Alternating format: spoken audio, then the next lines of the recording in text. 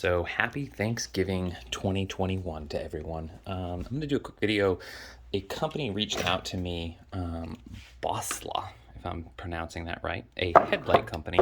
They do make alternative bulbs, and they actually package them quite nicely. It came in this nice little box, got some stickers, all the junk you expect. And they asked me to do a review or comparison video of their headlights. And this is just some information about them. Hey, look at that. They even show you the capacitor decoder and a resistor decoder. The resistor decoder is US based, and the capacitor based is a European based decoder for the signal that comes from your vehicle. There's some interesting things about that. So the first of which is that is important for vehicles that don't have the ability to tune those things third party. But the Jeep actually has, or at least the JK and a lot of other series have apps like JScan. And if you don't have JScan and you own a Jeep, get JScan because you own a Jeep. It allows you to change the voltage and all of the settings relative to the bulbs. It allows you to change the differentials. You can change the gearing for your diffs. You can change the wheel size so that the calibration of the speedometer and all of those things are accurate. But needless to say, there are options to not having to use those types of resistors. And what these specific things do is just make sure the voltage is proper for these types of devices, where you might get different voltages or fluctuations in voltages for halogen style bulbs. And it's got to be more regulated for the LED, and you'll get the flicker warning that comes on your dashboard if you don't use the proper device like this, if your vehicle can't be tuned, if all of that makes sense. I know it's a little obnoxious and complicated, but needless to say, a lot of people find the original bulbs on Jeeps are they're just terrible. This is the original assembly. It is a lens, and it has a removable bulb in the back of it here, and it's just, I think, a half twist, and it has these ears on it for that twisting function, and you twist it, and then the bulb itself comes right out the back. And you can see it has these two tabs here. There's a little baby tab, and then a wide tab. And those allow you to see which way it can go in. It can only go in one way, and then you do that baby quarter turn or third turn, and it locks into place. And then it's nicely secured. But what this means is that when you're buying these 8-inch diameter lenses, you don't necessarily need the whole lens. This lens from OEM is actually probably a better plastic quality than you'll find in most aftermarket products as well. So its life in sun and UV protection will be a lot higher than what you'll get out of cheaper products. So keep that in mind. Keeping these lenses is not a bad option. And then additionally, it allows you to replace that bulb with any standard, I think these are H8 bulbs. I'm not sure. I'll have to put some information on that in the description. And I don't think this one says. No, it doesn't. But I think they're H8 bulbs, these type here. Actually, it probably says on the bulb somewhere. H13 is what this one says. So maybe it is an H13. Maybe the old ones used to be H13 or H8. Either way. But these, you'll see, have the same tab assignment, but it's an LED bulb on this long tongue, so it looks similar to that bulb in length and size. It's obviously red and flashy and cool and all that fun hip stuff. And then pull this little bulb out. Whoa, spin that guy pretty fast. And then this little guy should just sit right in there, just like that. And you twist it in. These also, because of the heat that they produce, these actually have a fan in the back of it. It's kind of hard to see. I'll pull it out in the sun, get some bright light on this so you can kind of get into the nitty gritty with it. I'll zoom in a little bit, but you can see this little fan in here. That's my only concern with this product, is for an off-road vehicle. If I look at the bulb that I took out here, this is the aftermarket bulb that I put in. I've had the vehicle now just exactly about 3 years now, and I had these bulbs right away. This little adapter just changes the type of plug, but you can see this is really nasty. It's covered in goop. It's a dirty vehicle. It's an off-road vehicle. It goes places that make it dirty. So having little fans like this kind of terrifies me. I'm not sure how well that will last over time. It does note that they're hydraulic fans in their website and product manual. That might just be a translation issue that they have not overcome yet. But I believe otherwise it should be pretty much just a regular DC fan, because that would make more sense. I don't think there's any fluids in there. So if you're reading it on their website, don't worry about that part. So kind of square one here, let's just talk about bulbs in general. Let's see the difference between a halogen, an LED, and this is an LED single unit. This is all one unit here. This is very heavy compared to this. This is super lightweight. That one does have a few more bulbs in it. I've installed one of their bulbs on this side and then kept one of my other ones in there. And I'm just going to hit the unlock button so it'll turn on just the low beam function of the lights. And you can see the brightness of that bulb is literally blinding. It is crazy. This is full daylight, middle of the day, and you can see how bright that one bulb is. There is something to notice about the profile of the light. The blade itself, you can see in there, casts light to the left and to the right and not up and down. So from a circular or radial effect of light coming out, as you back away, you can almost see, I'll do it one more time, you can see the stripe in the top and the bottom where the light doesn't reflect. These bulb housings are a parabolic curved back.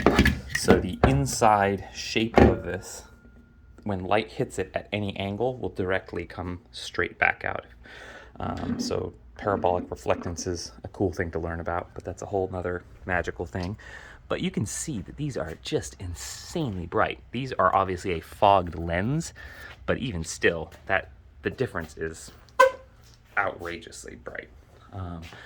So if you want a really, really, really bright headlight and not have to spend a lot of money on the whole unit and be able to keep your OEM lenses and fixtures, so keeps your Jeep looking as OEM as possible, these are a great option. Obviously, I didn't do a nighttime test of these. I think nighttime is obviously where you'll see the best effect of what these bulbs can do.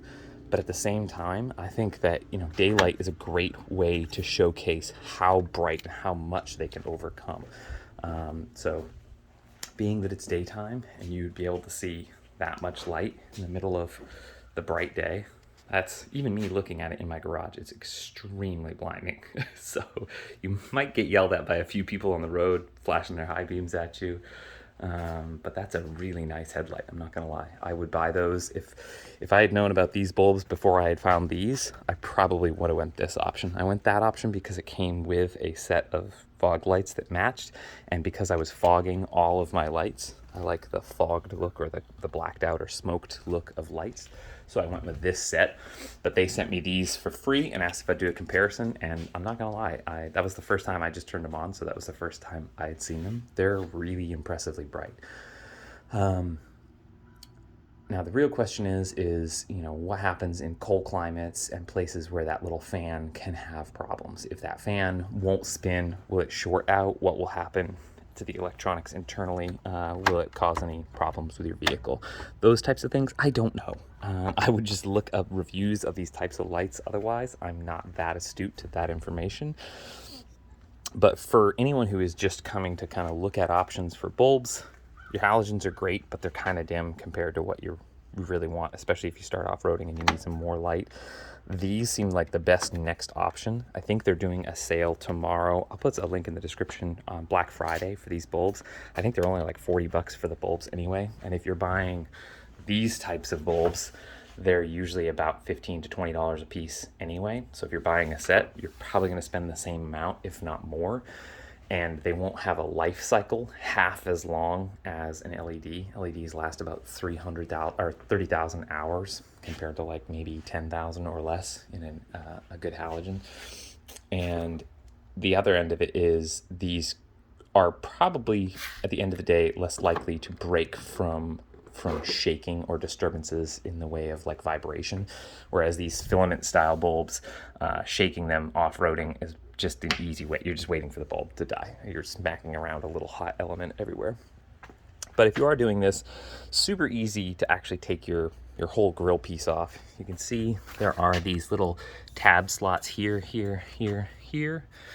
There's one here under the headlight and one here under the headlight. Those correspond to, on the back side of your grill, you have these that are under the headlights that actually hold the housing for your turn signals or your indicators. These are the little snap pins for the others, and that's the opposite side. Outside of those little push pins, which you can see I actually cracked one over here, these want to pop out really, really badly, so be careful when you're prying those out. Use a proper pry tool. Once you clip all those in, the only thing holding the top of the grill in are these specialized little pop holders. And for these, I'd recommend using this. I always use a screwdriver, but I had the right tool on hand.